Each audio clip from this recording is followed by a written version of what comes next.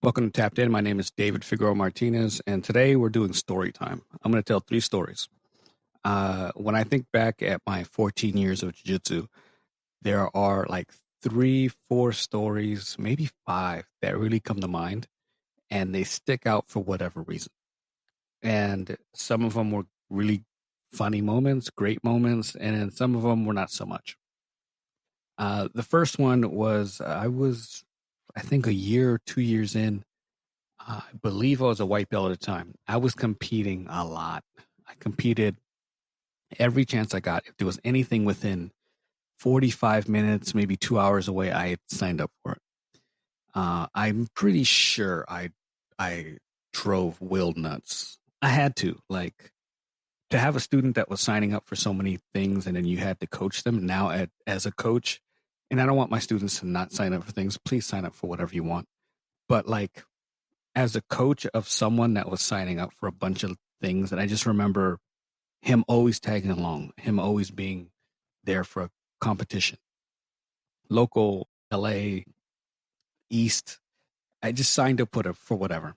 And maybe it's not even as many times as I think looking back, but it felt like I was competing quite often, far more than I do now. I don't even compete anymore, to be honest with you. But at the time, I was bitten by jiu-jitsu. I wanted to compete all the time. I loved competition. I loved preparing. I loved getting out there. And what I loved most about competing was that moment where you slap hands and you're about to start. The referee hasn't said combate or combat yet or begin or whatever they end up saying. But I remember that everything would go away. It would just go quiet. That's the part that I loved. My brain does not shut off. It's constantly going. It's constantly assessing threats or reviewing something I did before. It's constantly on. So at the time, I loved competing, mainly for that. The medal or the win, the loss, whatever. For me, it was like that moment of things go quiet for a second. Anyways, I had been competing quite a bit, and I was on a tear. And I felt like I was winning most of my matches, most of the competitions. I had a good string going, and they were all local. It wasn't like I was going to IBJJF or whatever. At the time, I would think I was 31, 32 years old. And I was just competing a lot. I enjoyed it. I loved it. And we signed up for this competition, Gracie Nationals, if I remember correctly. And my buddy signed up at the same competition, same weight division. And we were on opposing brackets. And I get in there and I'm excited. I am on a tear. I'm super confident. I have never been so confident going into a jiu-jitsu match or competition. I knew that I was going to get to, I just knew. And leading up to it, I know my training partner, Mike Esdeke at the time, I had this feeling that he was going to end up being in the finals. I was going to be in the finals, and we were just going to put on this hell of a match. I get into my first round. I don't even remember the match. I don't think I have it recorded, which I'm mad about. At least I don't have it uploaded somewhere. And I have this match, and I end up losing. I lose the match. I think it was on points, if I remember correctly. And it was such a letdown. It was probably the most impactful loss that I had ever had. And I continued to compete into blue, purple. I think I've competed once at brown, 0 at black belt. And I had worked so hard at that point. I was competing a lot, like I said. I was on a tear, or at least it felt like it. I was ultra confident. I knew I was going to go into the finals, and I was going to have this hell of a match with my teammate. And I lost in the first round. And it was a lesson learned that I was looking too far ahead.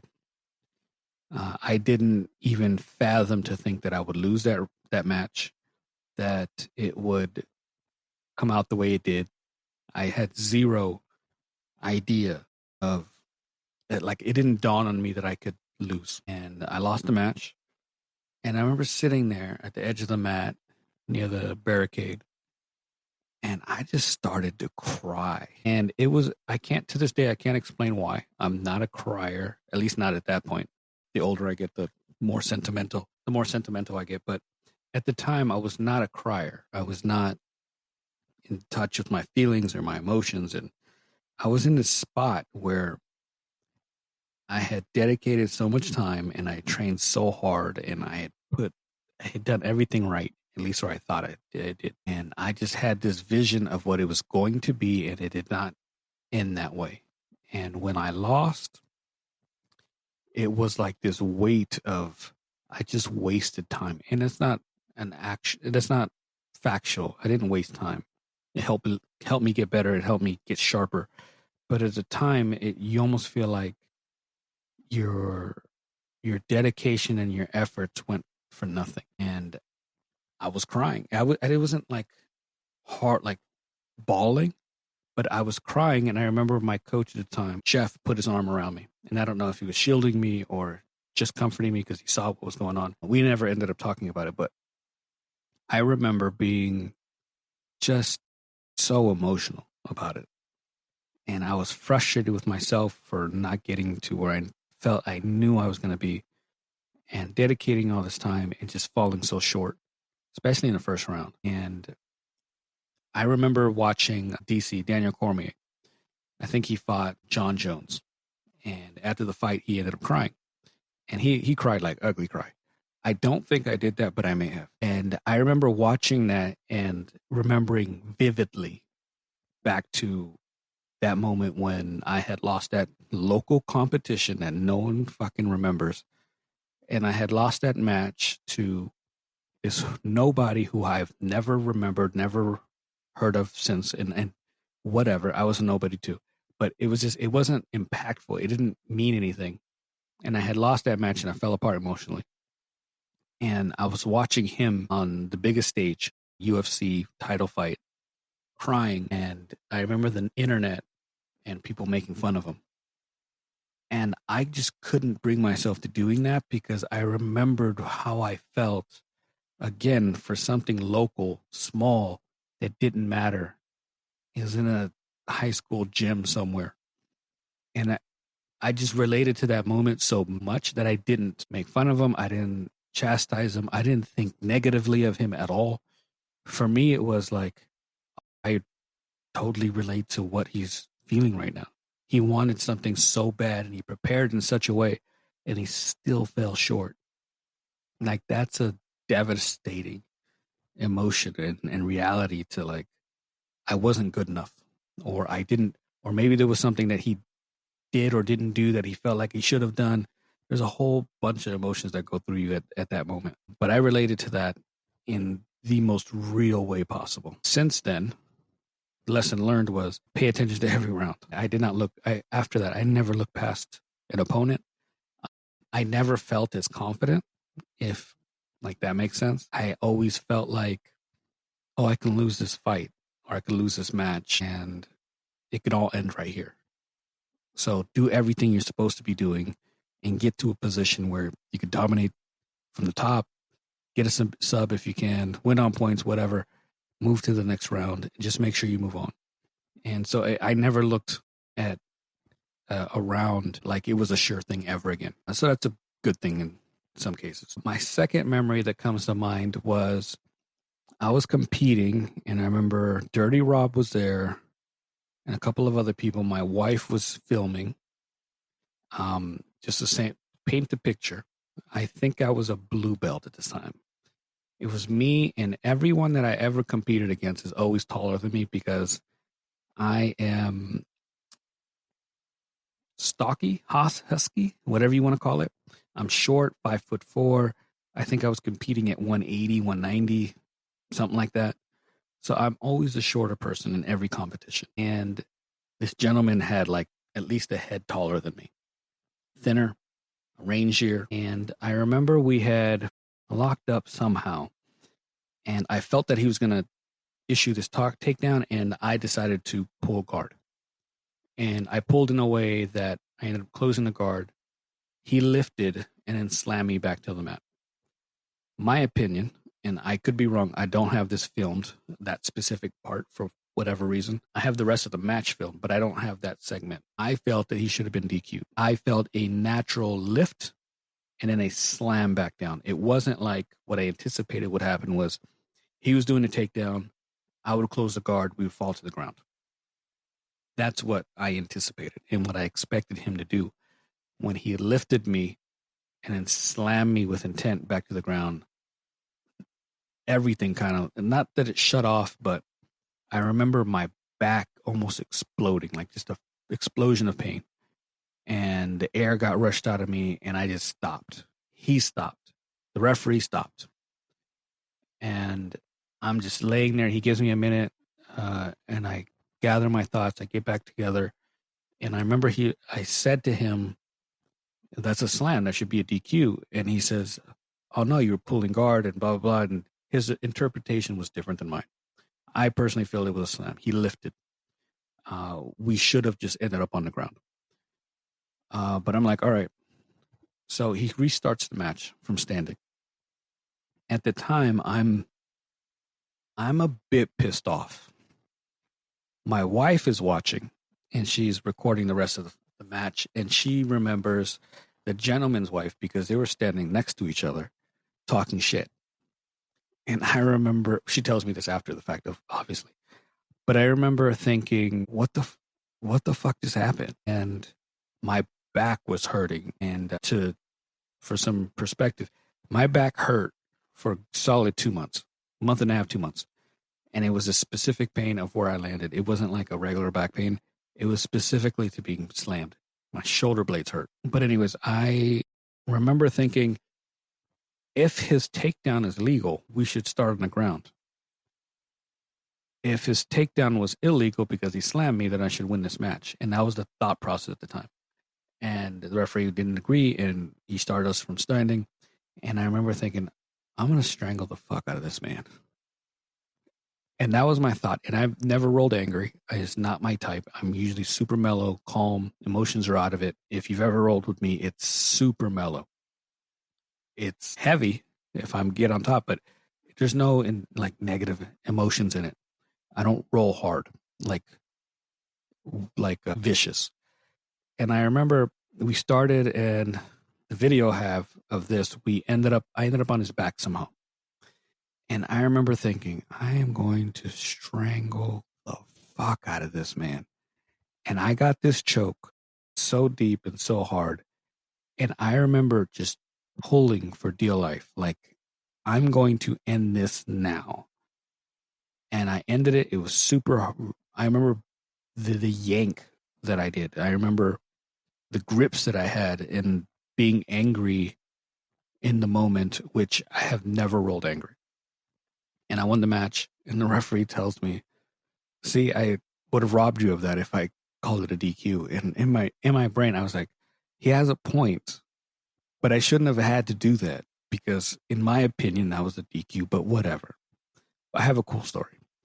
And I remember just being so angry. My wife was angry because she sees me getting hurt, and she herself thought it was illegal, but it was a moment that I look back at, and I have a lot of pride in that I didn't allow my emotions to completely derail me, and I didn't allow the moment to get out of reach.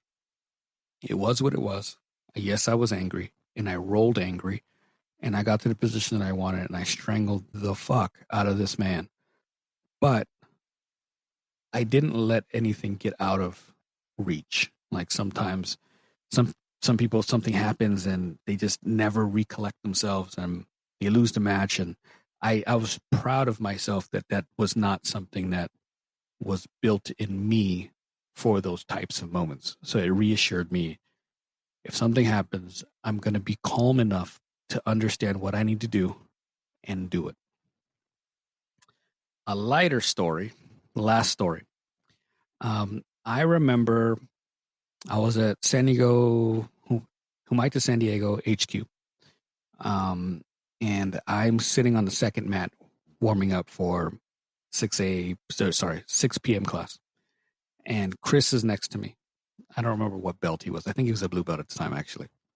That would make sense. And I don't remember what belt I was. Doesn't matter.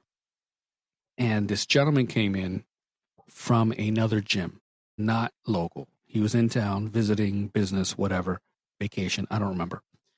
And he had this gi that stopped at his forearms and then it stopped at his calves. So it's very abnormal for the type of jiu-jitsu we do. I immediately understood, oh, he's from one of the self-defense spots somewhere in the country. He was a blue belt. His gi was not of the same material that ours is. So it led me to believe, oh, he does more self-defense. And he started to do katas. And he was, if you don't know what katas are like that karate stance that you start like defending yourself with and throwing punches and kicks. He started doing shit like that. Not quite that, but it's very similar. And then he started doing hard break falls. And I remember looking at Chris, like, because they're both blue belts. And I remember looking at him like, excuse my language, but this is an adult podcast. I said, that dude's going to fuck you up. And he says, what? I'm like, dude, he's going to look at him. And he starts looking at him and I'm like, he is going to fuck you up. And I remember egging him on, and I'm wrong for this. I understand. Don't judge me. I was so wrong for this. I egged him on so badly. In the beginning, I think it made him a little nervous. And maybe he remembers the story differently. Whatever. But I remember looking at him thinking he's getting a little nervous. And he's going to have to potentially roll with this guy later. They're both blue belts. I was 100% sure it was going to happen. And I remember just thinking, oh, I want to see this shit. And I just kept edging him on. He was like, what do you mean? Like, look at him. Like, he's serious about this shit. Like, he does self-defense. Look at him. He's fucking doing katas in the fucking warm-up. He's gonna wreck you. And I just remember the look on his face. We go through the class, and I don't think anything about the gentleman ever again, because I think I was paired with Chris, to be honest with you. And we're getting through the class, doing technique, whatever. And then we get ready to roll and we get paired up. He gets paired up with the gentleman. I saw about 30 seconds of this match and said, I contributed to this mess and I am so sorry. Chris ended up wrecking this poor blue belt who was visiting, potentially on vacation, who just wants to have a nice light roll while he's here on vacation or business, whatever it might be. And Chris is wrecking this poor man. I saw 30 seconds of it and immediately said to myself, oh, I fucked up. I shouldn't have done that. But I enjoyed it because it was a funny story. Things happen and I felt bad because this person, again, is probably on vacation on a business trip. He just wants to enjoy a little bit of light training somewhere. And he probably has the worst experience of his life getting wrecked by Chris. Good story, but I feel bad. It is what it is. It was a fun time, and I always love looking back at these moments occasionally because I am not a big story guy, but every once in a while stories hit me, and I just have an inclination of sharing. I'm hoping you like this episode. I might do some down the road if things click and memory serves me right. But anyways, hope you enjoyed. If you have any questions with jiu-jitsu, concerns of where maybe you're training or you're feeling lost or you can't figure things out and you just need a little bit of feedback, maybe some encouragement, you can hit me on dfm.2099. Or if you need me out, remote coaching, video review, seminars, workshops, dfmcoaching.com. Thank you so much.